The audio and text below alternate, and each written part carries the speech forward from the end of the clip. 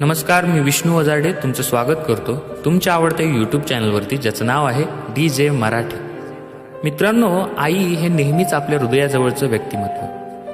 आई नाही तर काही नाही, उगाच नाही म्हटलेलं आहे. याच आईच्या प्रेमाची महती सांगणारी ही एक स्टोरी.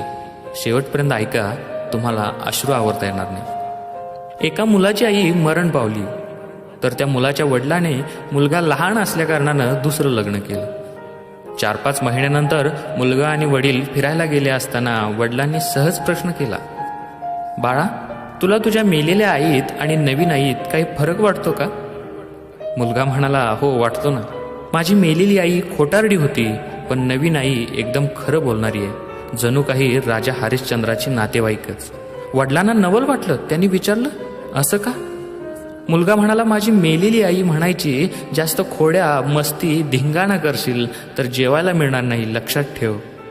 पण जेवणाची वेळ झाली की मला गावभर फिरून शोधायची आणि जवळ बसवून स्वतःच्या हाताने जेवण भरवायचे. पण ही नवीन आई म्हणाली, जास्त मस्ती केलीस तर जेवण मिळणार नाही, आणि खरोखर 3 दिवस झालं तिनं मला जेवायला दिलेलं नाही. हे ऐकून वडिलांच्या डोळ्यात पाणी आलं. मित्रांनो, आई तेव्हाही रडायची जेव्हा तिचं बाळ पोटात लाथ मारायचं. आई तेव्हाही रडायची जेव्हा तिचं बाळ खाली पडायचं. आणि आई आजही रडते, कोणता तरी बाळ तिला जेवायला देत नाही म्हणून. माणूस मोठा होतो, पैसा कमावतो, पण थकून घरी आला की वडील विचारतात, किती कमवलं? बायको विचारते, किती वाचवलं? मुलगा विचारतो, काय आणलं? आणि आई विचारते, सकाळपासून काही खाल्लंस की नाही? आता मी सांगणार नाही की हा व्हिडिओ शेअर करा असं. माझे सर्व मित्र आईवर प्रेम करतात, सांगायची गरज नाही. I love you I. Thank you.